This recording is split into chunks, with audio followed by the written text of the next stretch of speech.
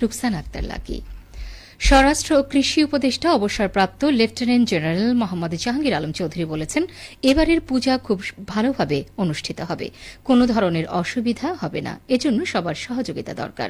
প্রতিবার পুলিশ ও আনসার সদস্য থাকে, এবারে বাড়তি দল হিসেবে র্যাব, বিজিবি ও সেনাবাহিনী মোতায়েন করা হয়েছে।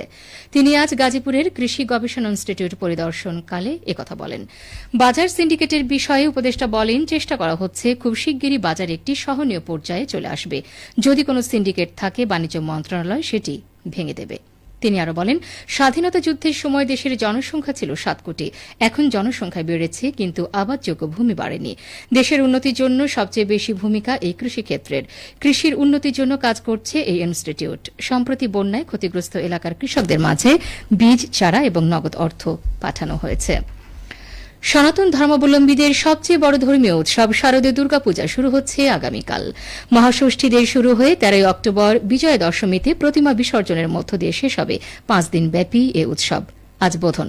শারদীয় দুর্গোৎসবের প্রাক্কালে এই বোধনের মাধ্যমে দক্ষিণায়নের নিদ্রিত দেবী দুর্গার নিদ্রা ভাঙার জন্য বন্দনা পূজা করা হয়। মণ্ডপে মন্দিরে আজ সন্ধ্যায় এই বন্দনা পূজা অনুষ্ঠিত হবে। এদিকে দুর্গাপূজা ঘিরে সারা দেশের পূজা মণ্ডপে নিরাপত্তা জোরদার করা হয়েছে। আইন শৃঙ্খলা রক্ষাকারী বাহিনী পরিস্থিতি স্বাভাবিক রাখতে তৎপর রয়েছে। এবছর সারা দেশে 32,666টি মণ্ডপে দুর্গাপূজা উদযাপিত হবে। এদিকে হিন্দু ধর্মাবলম্বীদের সর্ববৃহৎ ধর্মীয় উৎসব শারদীয় দুর্গাপূজা উপলক্ষে একদিন ছুটি বৃদ্ধির সিদ্ধান্ত নিয়েছে সরকার। আজ রাজধানী ঢাকেশ্বরী মন্দির পরিদর্শনে এসে এ তথ্য জানান প্রধান উপদেষ্টার বিশেষ সহকারী মাহফুজ আলম। তিনি সাংবাদিকদের বলেন, পূজার ছুটি একদিন বাড়ানো হবে, বৃহস্পতিবারও পূজার ছুটি থাকবে। আজকেই প্রজ্ঞাপন দেওয়া হবে। সরকারি ছুটির ক্যালেন্ডার অনুযায়ী আগামী 13 অক্টোবর রোববার পূজার ছুটি, আর 11 ও 12 অক্টোবর শুক্র ও শনিবার সাপ্তাহিক ছুটি। এ তালিকায় বৃহস্পতিবার যুক্ত হওয়ায় দুর্গাপূজায় মোট 4 দিন ছুটি পাচ্ছেন সরকারি চাকরিজীবীরা। রাজশাহী মহানগরীতে শারদীয় দুর্গাপূজা উদযাপনে নিরাপত্তা, আইন শৃঙ্খলা নিয়ন্ত্রণ ও ট্রাফিক ব্যবস্থাপনা সহ সার্বিক বিষয়ে পূজা কমিটির নেতৃবৃন্দ ও সংশ্লিষ্ট গণ্যমান্য ব্যক্তিবর্গের সাথে রাজশাহী মেট্রোপলিটন পুলিশের এক মতবিনিময় সভা অনুষ্ঠিত হয়েছে। গতকাল নিজ সদর দপ্তরের সম্মেলন কক্ষে আয়োজিত সভায় সভাপতিত্ব করেন আরএমপির কমিশনার মোহাম্মদ আবু সুফিয়ান। সভায় পুলিশ কমিশনার নগরীর প্রত্যেক পূজা মণ্ডপের নিরাপত্তায় সিসি ক্যামেরা স্থাপন ও নিজস্ব স্বেচ্ছাসেবক রাখতে বিশেষ গুরুত্ব আরোপ করেন।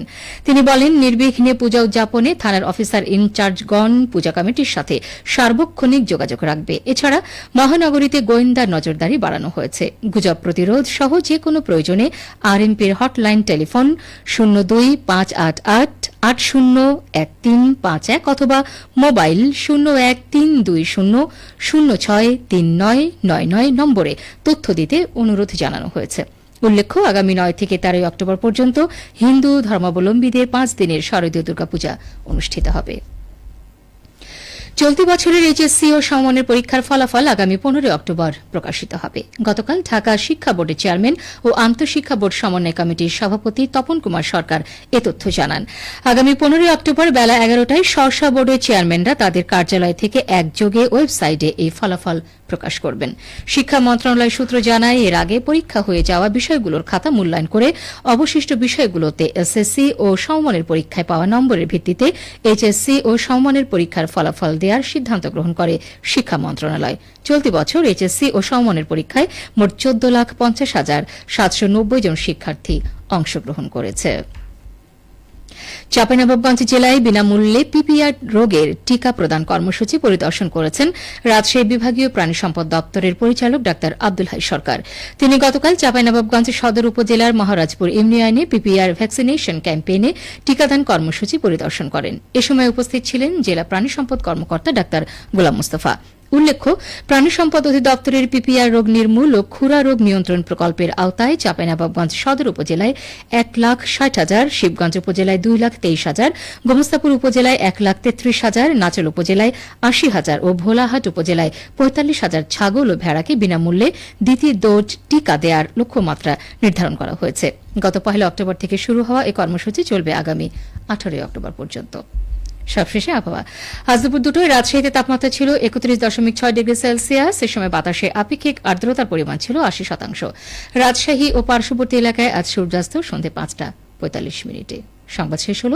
আমাদের পরবর্তী সংবাদ বিকেল 4:05।